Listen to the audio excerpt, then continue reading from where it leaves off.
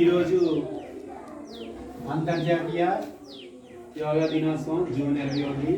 ప్రతి సంవత్సరం ఇదే రోజు మనం యోగా దినోత్సవంగా పాటిస్తాం. అలాగే ఈ సంవత్సరం పద్మశ్రీ అవార్డుని విదేశీయానికి చెందిన ఒక మహిళకి అవార్డు ఇచ్చారు. ఎందుకంటే ఆమె యోగా సంబంధించిన ఒక ఇన్స్టిట్యూట్ స్టార్ట్ చేసి అనేక మందికి యోగా సంబంధించిన శిక్షణ ఇచ్చిందన్నమాట. ఈరోజు యోగా దినోత్సవం కాబట్టి మనం కొన్ని సింపుల్గా కొన్ని యోగాసనాలు చేద్దాం. నేను చేస్తాను, అలాగే నన్ను చూసి మీరు కూడా చెయ్యండి. ఫస్ట్ ఈ రెండు కాళ్ళు కూడా ఇలా దగ్గరికి మడవండి. ఇలా ఈ పొజిషన్లో కూర్చోండి.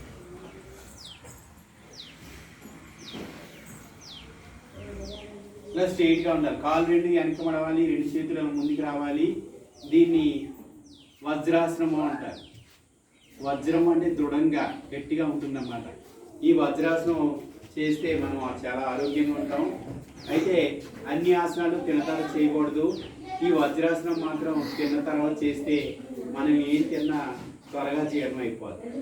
చాలామంది పిల్లలు ఏంటంటే, సార్ మా కడుపు నొప్పి వచ్చిందండి, తిన్నది అరగలేదండి అంటే ట్యాబ్లెట్లు అవి వేసుకునే కంటే ఇలా కొంచెంసేపు వజ్రాసనం వేస్తే మనకి త్వరగా జీర్ణం అయిపోతుంది.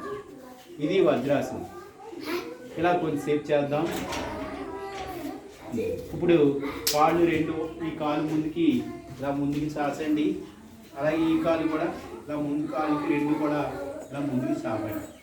ఆల్రెడీ మనం వజ్రాసనం ఒకటి వేసాం. ఇప్పుడు మనం పద్మాసనం వేద్దాం. ఈ కాలు ఇలా పక్కకు పెట్టండి, ఈ కాలు ఇలా పక్కకు పెట్టండి. ఏది బలవంతంగా చేయకూడదు, మనం ఫ్రీగా చేయాలన్నమాట. ఇప్పుడు ఈ రెండు చేతులు ఇలా పెట్టండి. ఇప్పుడు నిదానంగా గాలి పీలుస్తూ వదులుతూ ఉండాలి.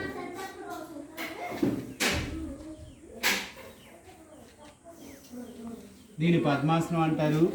అయితే ధ్యానం చేయడానికి ఈ పద్మాసనం చాలా ముఖ్యమైనది.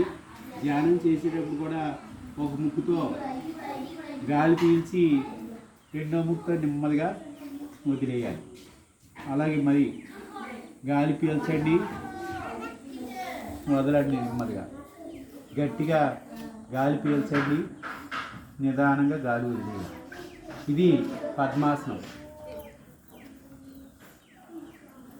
తర్వాత ఇదే పొజిషన్లో ఉండి ఈ రెండు కాళ్ళు ఇలా స్ట్రైట్గా ఇలా పడుకోండి. మాట్లాడకూడదు ఎవరు. నిదానంగా గాలి పీలుస్తూ వదలండి. ఆసనాలు వేసేటప్పుడు మధ్యలో దీన్ని శవాసనం అంటారు అన్నమాట.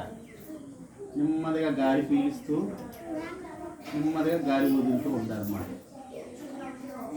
ఈ ఆసనం వేయడం వల్ల మన శరీరం మొత్తం కూడా విశ్రాంతి తీసుకుంటుంది. దీన్ని శవాసనము అంటారు. ఇప్పుడు పైకి లేకండి. ఇప్పుడు అందరూ లేచి నుంచోండి. అందరూ లేచి నుంచున్నారు కదా. ఇప్పుడు ఏం చేస్తారంటే కాలుని నెమ్మదిగా ఈ కాలును ఇలా ఫోల్డ్ చేయండి. సపోర్ట్గా అంటే ఫస్ట్లో చేయడం కొంచెం కష్టంగా ఉంటుంది. అలా గ్రాడ్యువల్గా ప్రాక్టీస్ చేయడం వల్ల ఈజీ అవుతుంది అన్నమాట. ఈ రెండు చేతులను తిన్నగా స్ట్రైట్గా పెట్టండి. దీన్ని వృక్షాసనం అంటారు.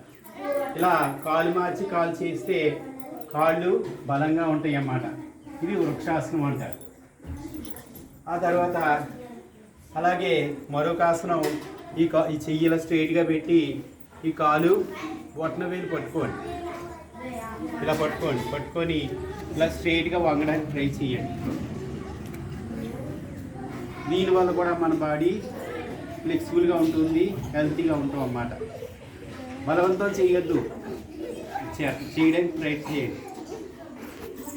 నెమ్మదిగా కాలు దించండి.